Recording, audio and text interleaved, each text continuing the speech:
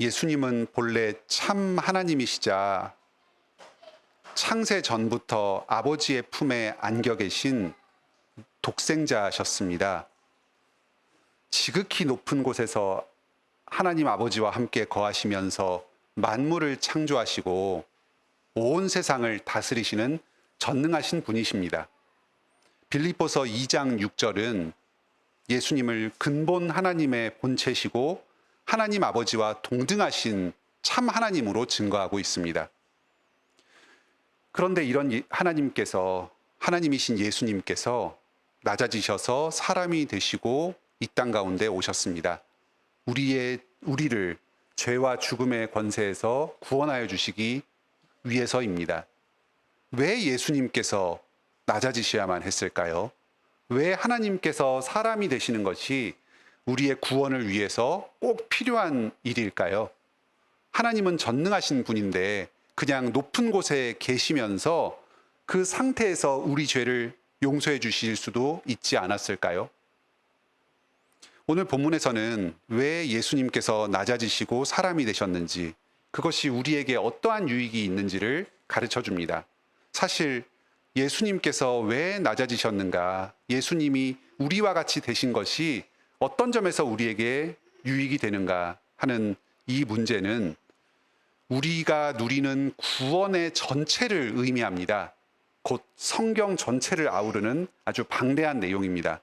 예수님께서 낮아지신 이유가 무엇인가? 이것이 우리의 평생의 신앙생활 동안에 우리가 계속해서 알아가고 깨닫고 찬송해야 할 주제입니다. 오늘은 이 본문에서 증거하고 있는 예수님께서 낮아지신 두 가지 이유에 대해서 간략하게 살펴보도록 하겠습니다. 오늘 말씀을 통해서 우리를 향하신 하나님의 그 크신 사랑을 깨닫고 감사 찬송을 올려드리는 귀한 시간이 되기를 바랍니다. 예수님께서 낮아지셔서 우리와 같은 사람이 되셨습니다.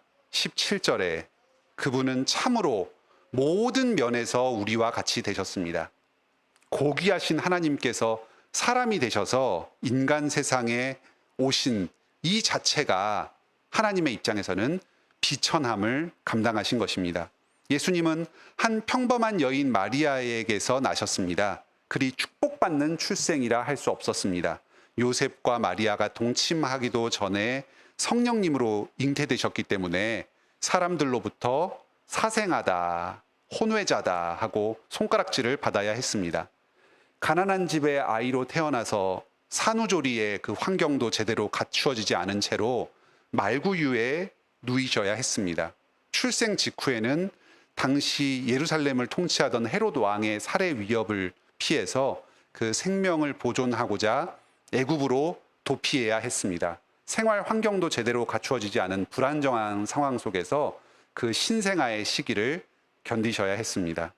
이후에는 이방과 인접한 나사렛 지역에서 목수의 아들로 자라면서 아버지를 도와서 일을 하면서 아주 평범한 한 소년으로 자라셔야 했습니다.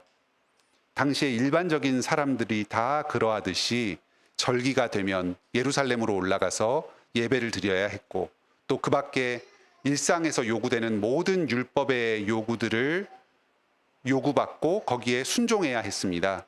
또 부모님 말씀도 잘 듣고 가족들과도 이런저런 관계들, 또 불필요한 오해들, 그런 것들을 받으면서 살아가셨습니다. 지극히 일반적이고 평범한 말 그대로 보통 사람으로 사셨습니다. 모든 시험과 유혹은 우리 사람과 같이 다 받으셨지만 죄는 하나도 없으셨습니다.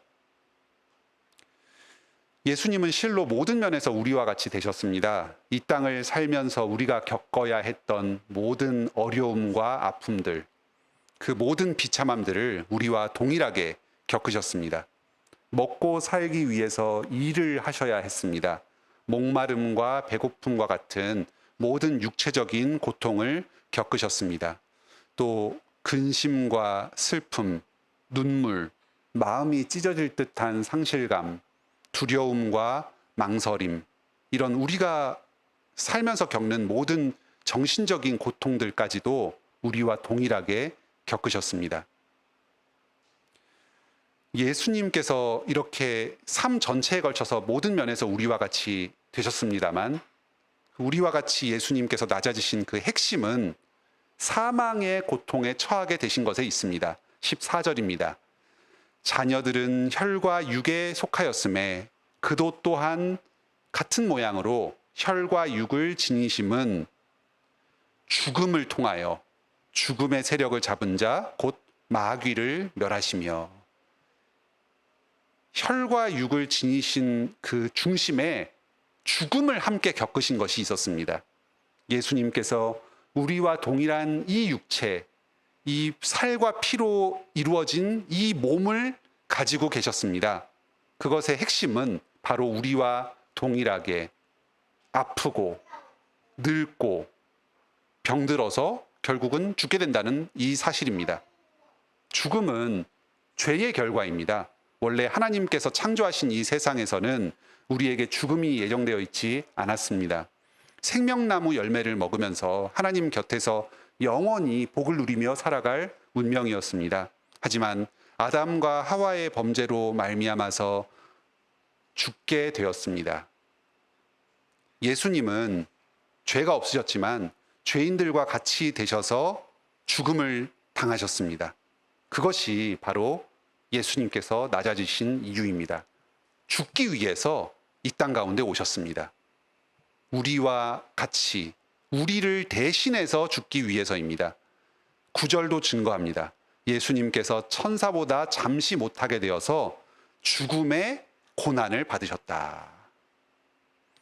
하나님의 은혜로 모든 사람을 위해서 예수님께서 죽음을 맛보셨다.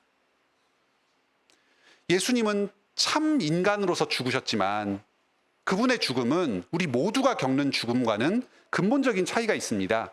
우리는 죄인으로서 우리 스스로의 죄로 말미암아 죽는 것이 당연한 존재입니다. 우리가 예수 그리스도 안에서 믿음으로 구원을 받았지만 그럼에도 불구하고 스스로가 이 땅 가운데서 죽을 죄를 범한다는 점에서는 믿지 않는 사람과 하등의 차이가 없습니다.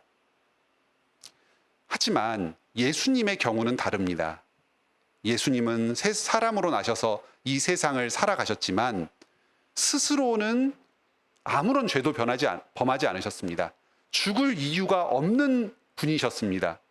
그런데 왜 죽으셨습니까? 17절입니다. 그러므로 그가 범사의 형제들과 같이 되심이 마땅하도다. 이는 하나님의 일에 자비하고 신실한 대제사장이 되어서 백성의 죄를 속량하려 하심이라. 본래 우리들이 죄인이고 우리가 죽어야 했는데 우리의 이 죄를 속량해 주시기 위해서 예수님께서 우리를 대신하여 죽으셨습니다. 속량한다는 것은 빚을 대신 갚아주는 것을 의미합니다. 내가 돈을 대신 지불해서 상대방의 빚을 탕감해주고 상대방은 빚으로부터 자유롭게 해주는 것을 속량하는 것이라고 합니다. 예수님께서 우리의 죄값을 대신 치르셔서 우리를 대신해서 죽으셨습니다. 그로 말미암아서 우리는 살아나게 된 것입니다. 이제 예수님을 믿는 자로서 우리가 나이가 들고 병들고 죽어가게 되는 것은 이전에 예수님을 믿지 않던 상태와는 전혀 다른 의미를 지니게 됩니다. 이전까지는 우리가 죄에 대한 대가로 말미암아서 하나님의 진노와 저주를 받아서 병들고 아프고 나이 들고 죽게 되었습니다. 하지만 이제는 우리가 그 뜻을 다 알 수는 없지만 우리가 당하는 이 고통과 어려움, 나이듦과 죽음을 통해서 하나님께서 이 땅 가운데 또 우리들의 삶 가운데 주님의 선한 뜻을 이루고 계십니다. 우리의 죽음은 더 이상 지옥으로 가는 저주가 아닙니다. 이 땅에서 당하는 모든 고난을 그치고 하나님의 영광으로 들어가는 관문이 됩니다. 예수님께서는 죽을 이유가 전혀 없으신 분이지만 우리를 위해서 낮아지시고 대신 죽으셨습니다. 우리의 죄값을 대신 치르고 우리를 사망에서 생명으로 옮기시기 위해서입니다. 이 큰 사랑과 은혜를 찬양합시다. 예수께서 우리에게 주신 이 생명이라는 선물을 마음껏 누리며 살아갑시다. 예수님께서 낮아지시고 우리와 같이 되신 또 다른 중요한 이유는 우리가 시험에서 이기고 영광으로 들어가게 하시기 위해서입니다. 18절입니다. 그가 시험을 받아 고난을 당하셨은즉 시험 받는 자들을 능히 도우실 수 있느니라. 예수님께서 세례 요한에게 세례를 받으시고 그리스도로서 공적인 삶을 살아가기 시작하시면서 가장 먼저 행하신 일이 바로 광야로 가서 마귀에게 시험당하신 일입니다. 예수님은 어쩔 수 없이 끌려가듯이 마귀에게 시험당하지 않으셨습니다. 성령에게 이끌리셔서 하나님 아버지의 뜻을 따라서 시험을 당하셨고 승리하셨습니다. 예수님께서 이 땅에서 행하셔야 했던 아주 중요한 일 중에 하나가 바로 마귀의 시험을 당하시고 그 시험에서 승리하시는 이 일이었습니다. 예수님은 하나님으로서 누구에게 시험당하실 이유가 전혀 없으신 분이었습니다. 야고보서 1장 13절은 이렇게 증거합니다. 하나님은 악에게 시험을 받지도 않으시고 친히 아무도 시험하지 아니하시느니라.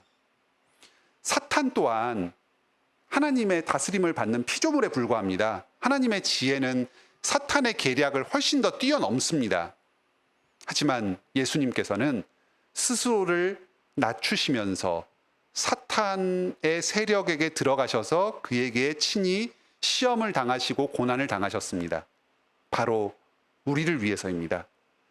사탄이 예수님께 행한 시험, 예수님께서 사탄에게 받으신 그 세 가지 시험은 바로 우리 인간들이 이 땅에서 당하는 모든 시험을 압축한 것입니다. 먼저 돌을 빵으로 바꾸는 것은 하나님께서 주신 은사와 능력을 나의 육체적 탐욕을 채우기 위해서 사용하라는 시험입니다. 주님께서 내게 주신 이 건강, 내게 주신 재능, 내게 주신 물질을 나의 탐욕과 나의 어떤 필요를 위해서 사용하고 채우라. 하나님의 뜻에 반하여서 그것들을 자기가 원하는 대로 마음대로 사용하라는 그런 유혹이고 시험이었습니다.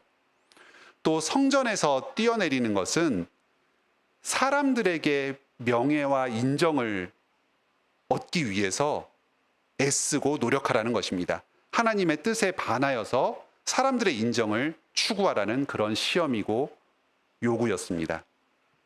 마지막으로 마귀에게 절하는 것은 이 세상의 재물과 권력을 얻기 위해서 무슨 일이든지 하라는 시험과 유혹이었습니다.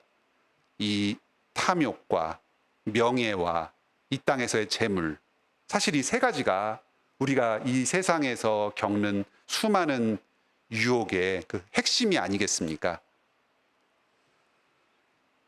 예수님께서는 이 가장 먼저 사역을 시작하시기 전에 마귀에게 집중적으로 시험당하셨을 뿐만 아니라 이 땅 가운데서 공생의 사역을 행하시면서 끊임없이 사탄의 유혹에 직면하셨습니다.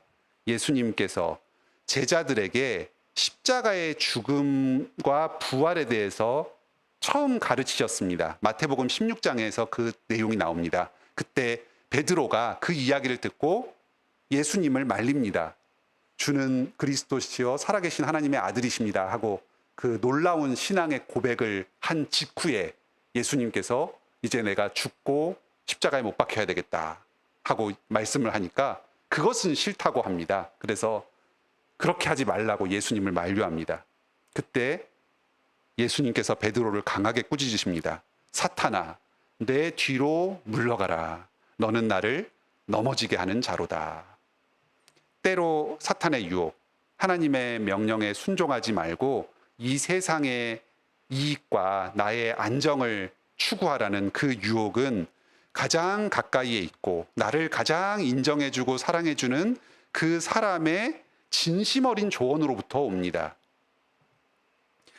또 예수님이 잡히시기 전날 밤에 겟세마네 동산에서 간절하게 기도하셨습니다. 내 아버지여, 만일 하실 수 있거든 이 잔을 내게서 옮기시옵소서.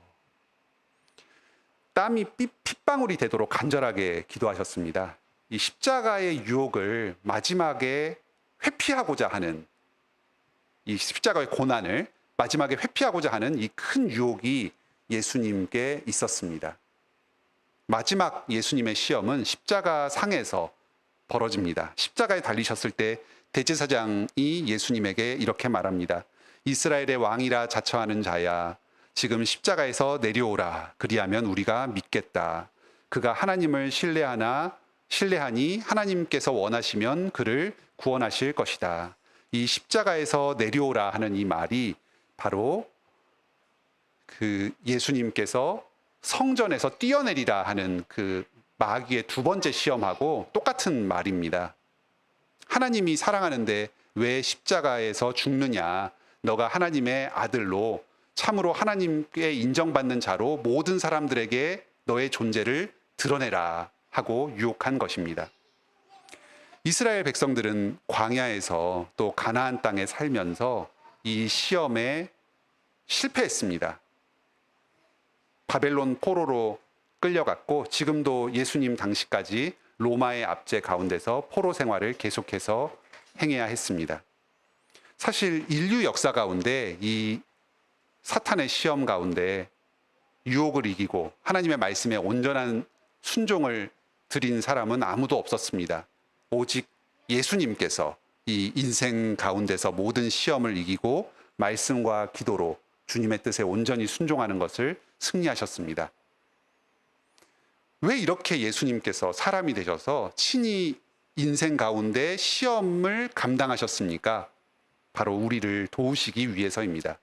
우리 또한 예수님을 따라서 사탄의 시험과 유혹을 이기고 승리하도록 도와주시기 위해서 예수님께서 우리보다 먼저 우리를 앞장서서 사탄의 시험을 받으시고 이기셨습니다. 우리는 하나님 나라의 백성으로서 예수 그리스도의 통치를 받는 자들로서 이 왕이 거둔 승리를 공유합니다. 나는 비록 연약해서 자꾸 죄와 유혹에 넘어집니다. 하지만 그것은 그렇게 중요한 것은 사실 아닙니다. 이미 왕께서 승리하셨다. 내가 그 승리한 왕의 나라에 속하였다 하는 이 사실이 더 근본적이고 중요합니다. 내가 왕의 나라에 들어와서 살고 있기 때문에 나 또한 승전국의 백성으로서 이 사탄과의 싸움에서 승리를 누리며 살아갑니다. 예수님께서는 지금도 성령님으로 나에게 힘을 공급하여 주고 계십니다. 승리의 힘을 계속해서 나에게 불어넣어 주셔서 나 또한 마귀와 겪는 이 땅에서의 실제적인 전투에서 싸워서 이길 수 있게 하여 주십니다. 때로 내가 유혹에 일시적으로 넘어가서 흔들리고 넘어질 때도 있습니다. 하지만 그럴 때에도 다시 일어나서 계속해서 예수님을 의지하며 예수님의 힘을 공급받을 때에 실제로 마귀를 물리치고 마귀의 유혹을 이길 수 있게 성장하게 될 것입니다. 10절은 이렇게 말합니다. 만물이 그를 위하고 또한 그로 말미암은 이가 많은 아들들을 이끌어 영광에 들어가게 하시는 일에 그들의 구원의 창시자를 고난을 통하여 온전하게 하심이 합당하도다. 예수님께서 고난을 당하시고 죽임을 당하시고 또 부활 승천하셔서 온전하게 되신 것은 우리를 이끌어서 이 땅 가운데서 영광으로 올리시기 위함입니다. 우리도 예수 그리스도와 함께 하늘로 올려질 것입니다. 예수님께서는 우리를 영광으로 하나님의 나라로 하나님 곁으로 인도하는 길잡이가 되시기 위해서 친히 낮아지시고 죽임을 당하셨습니다. 우리가 시험을 이기고 점점 하나님처럼 거룩하고 영광스럽게 변해가도록 우리와 함께 하늘로 인도하여 주십니다. 이것은 마치 다 큰 형이 걸음마도 못하는 동생을 도와주는 것과 비슷합니다. 동생이 진흙탕에 빠져서 허우적대고 있을 때 큰 형이 직접 바지를 걷어붙이고 함께 진흙탕에 들어옵니다. 동생의 손을 꼭 잡고 그리고 앞길의 장애물을 다 치워주면서 한 걸음 한 걸음 함께 걸어가면서 동생이 직접 진흙탕을 빠져나오도록 도와줍니다.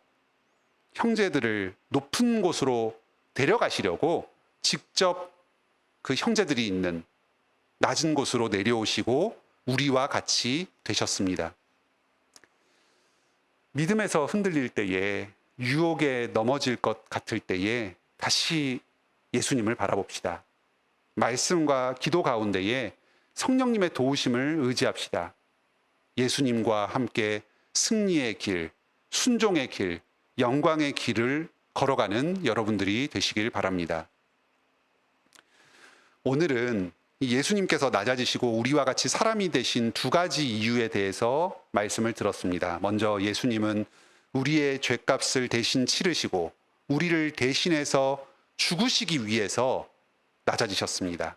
다음으로 예수님은 우리가 시험에서 이기도록 도우시고 우리를 영광에 들어가게 하시려고 낮아지셨습니다.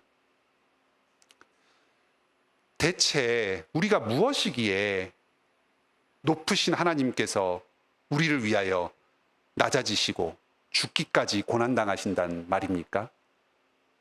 과연 우리가 그렇게 사랑받을 만한 자격이 있는 존재입니까? 하나님 이외에 그 누가 우리를 위하여서 자신의 목숨을 내어주도록 그렇게 사랑을 베풀어 주십니까?